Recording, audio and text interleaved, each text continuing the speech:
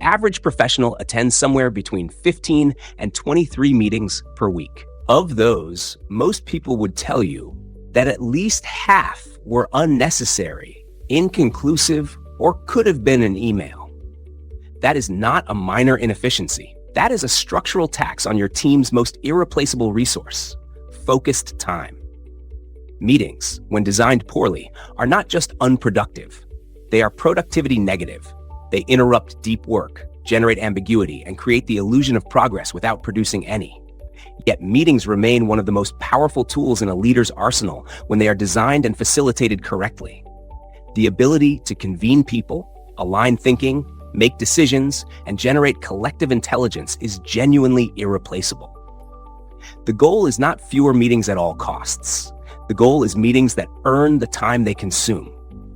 The first milestone is mastering the meeting decision itself, whether to hold the meeting at all. The two questions that should precede every meeting invite: what decision or outcome does this meeting need to produce? And is a meeting the most efficient way to produce it? Information sharing that requires no discussion or decision belongs in a document or recorded message. Updates that need no input from the audience belong in an email. Meetings are for thinking together, deciding together, or building alignment that requires human interaction. Before scheduling a meeting, write down the answer to the first question in a single sentence. If you cannot do that, the meeting is not ready to happen. The second milestone is structural design, engineering the meeting before it occurs. 4 elements constitute a well-designed meeting.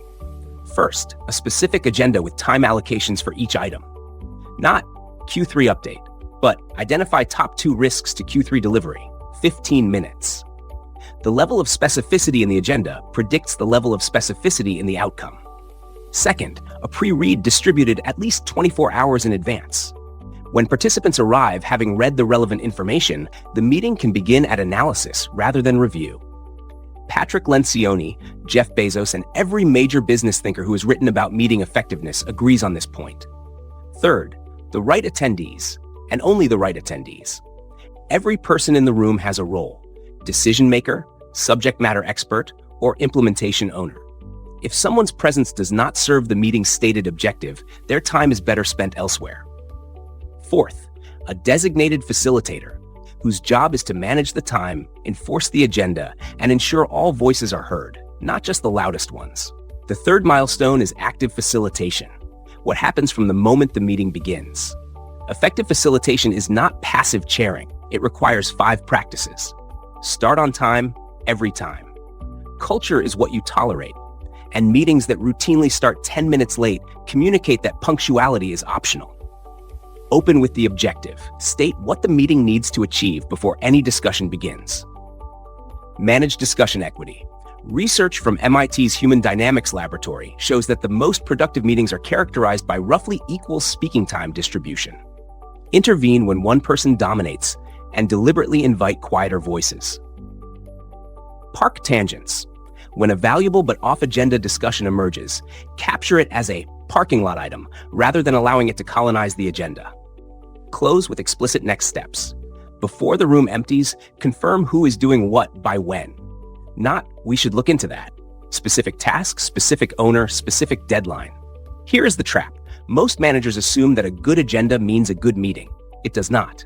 The agenda is the blueprint. Facilitation is the construction. Meetings with excellent agendas that are facilitated poorly still end in ambiguity. The facilitator's willingness to interrupt, redirect, and hold time is not rudeness. It is respect for everyone's schedule. The most consistent feedback in post-meeting surveys is not that the agenda was wrong. It is that the discussion went in circles and no decisions were made. That is a facilitation failure. Organizations that systematically improve their meeting culture report downstream effects across the entire performance system. Faster decisions, clearer accountability, reduced email volume, and teams that feel less busy and more effective. Because time is the one thing that cannot be recovered, any meeting that uses it well is a genuine competitive advantage. Your go-do: review your calendar for the coming week. Identify one recurring meeting. Ask yourself, what specific decision or outcome is this meeting designed to produce? If you cannot answer that with precision, redesign the agenda before the meeting happens. One meeting redesigned is more valuable than reading about it indefinitely. If meeting facilitation is a skill you want to take further, the video in this series on removing barriers to team performance connects directly, because bad meetings are one of the most common and most fixable team performance barriers. That video is waiting. One of the most powerful and most underused tools in meeting facilitation is the meeting retrospective, a brief, structured reflection conducted at the close of a meeting that provides real-time feedback on what worked and what did not. Rather than relying on the post-meeting survey that most organizations deploy inconsistently, a 60-second close-of-meeting retrospective asks two questions. What was most valuable about how we used our time today? And what is one thing we could do differently in our next meeting? The responses are immediate, contextually specific, and can be acted on before the next meeting occurs. Organizations that practice consistent meeting retrospectives demonstrate continuous improvement in their meeting effectiveness that survey-based approaches rarely produce. The financial cost of poor meetings is also worth making explicit because it is almost never calculated. A 1-hour meeting with 10 professionals earning an average of $100,000 per year costs approximately $500 in direct salary expense before a single decision is made. A recurring 1-hour weekly meeting over a year represents $26,000 of direct meeting cost from that single room alone. When the indirect cost of disrupted deep work is added, each meeting cancels the productive context on either side of it. The actual cost per meeting is dramatically higher. The organization that systematically improves its meeting culture is not just improving employee experience. It is recovering a significant economic resource. There is also a structural intervention available to organizations that have allowed meeting culture to calcify into inefficiency.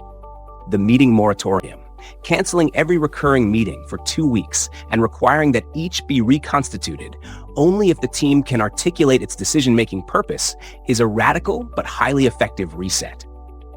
Many meetings do not survive this test, and their absence is often barely noticed, which is itself a powerful signal about the value they were delivering. Thanks for watching. If you found this useful, hit like and subscribe to our channel for more practical insights. And if you're ready to go further, check out the next video on your screen.